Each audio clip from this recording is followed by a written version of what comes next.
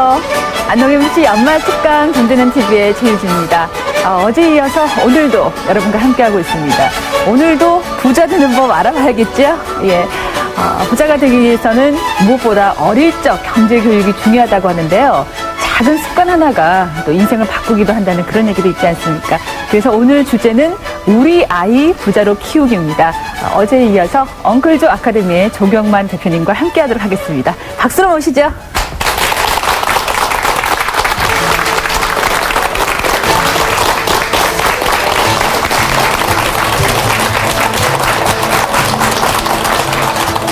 반갑습니다. 어제도 저하고 같이 귀한 시간을 함께 하셨는데 오늘도 또 제가 다른 주제를 가지고 말씀을 드리는 시간을 가질 텐데 어제 집에 가서 좀 해보시고 좀 많이 좀 당황도 해보시고 또 희망도 가지시고 그러셨을 텐데 제가 이런 재테크 강의를 한 6, 7년 했는데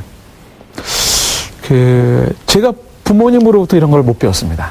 여러분들 부모님으로부터 재테크에 대해서 배우신 분 없으시죠? 제가 대학에서 경제학을 전공했는데 경제학과 교수가 저한테 재테크에 대해서 얘기해 준 적 없습니다. 그리고 제가 직장생활을 증권 쪽에서 한 5, 6년 했는데 직장생활 하는 동안에 저한테 책임자 되는 제 위에 상사가 저한테 재테크에 대해서 얘기해 준 적이 없습니다.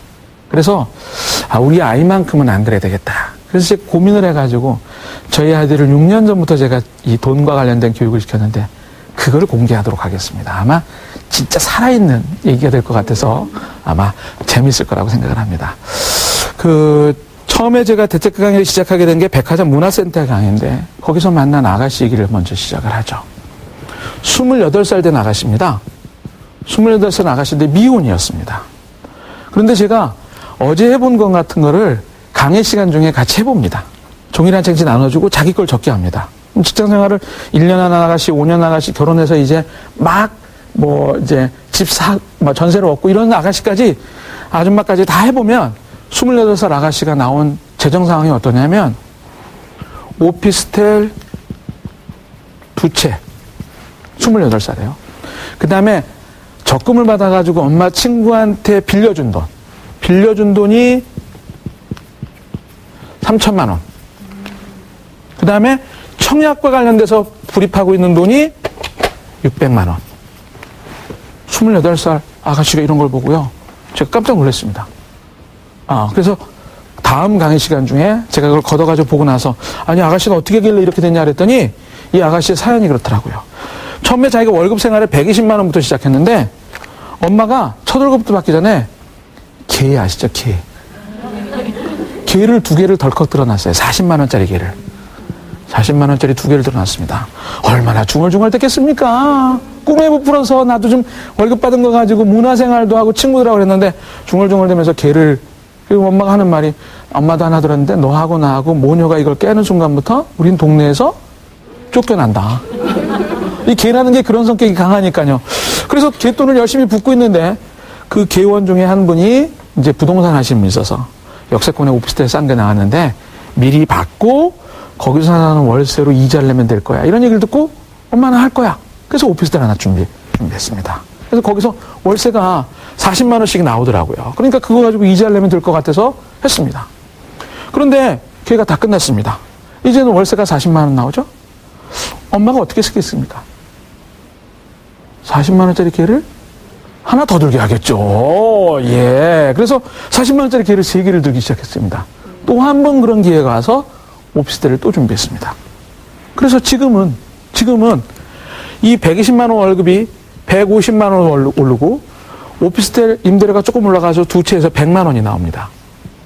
그 다음에 거기서 나온 적금을 가지고 모아가지고 엄마 친구한테 빌려준 돈 가지고 이자를 받는데 한 달에 50만 원씩 이자가 나옵니다. 자기가 받는 월급은 150만 원인데 100만 원과 50만 원의 추가 이득이 생겨가지고 이 사람은 300만 원 소득자가 되어 있습니다. 제가 만났을 때 28살 아가씨입니다. 제가 꿈을 물어봤습니다. 그랬더니 제가 이맘때쯤 만났는데 내년 봄에 결혼을 하는데 자기는 만나는 배우자랑 10년 동안 열심히 일해가지고 이제 돈으로부터 좀 자유롭고 싶대요. 38살에 돈으로부터 자유롭고 싶다는 부자가 갖는 비슷한 열망을 가지는 아가씨를 제가 만났습니다. 여러분들 어떻게 생각하세요?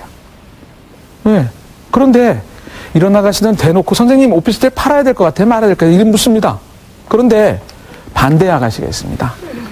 끝나고 저한테 조용히 와서 선생님 시간 있으세요? 물어봅니다. 제가 앉아서 얘기를 들어보면 마이너스 3천만 원 부채가 있습니다. 이 아가씨도 28살에 내년 봄에 결혼을 하는데 자기 남편 될 사람이 모르는 부채가 3천만 원이 있는데 이것 때문에 행복해야 될 신부가 잠이 오지 않습니다.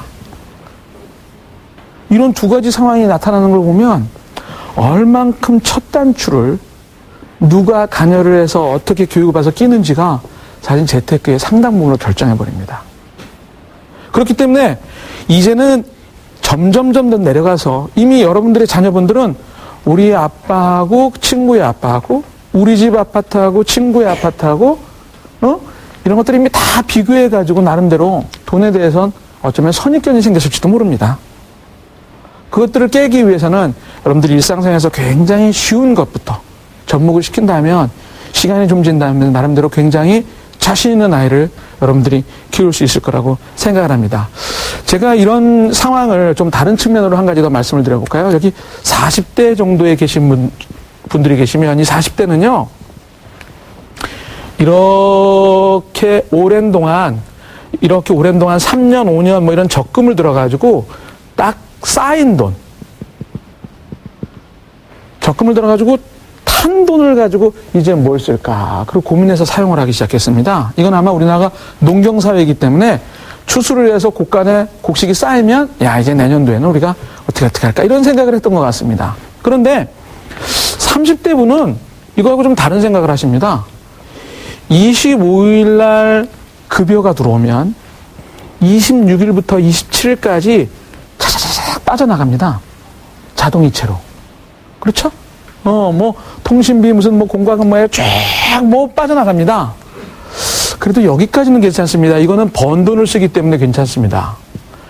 최근에 20대는요, 문제가 있습니다. 다음 달에 들어올 돈을 근거로 지금 씁니다. 벌돈을 쓴다는 거죠, 벌돈. 벌돈을 쓴다는 겁니다.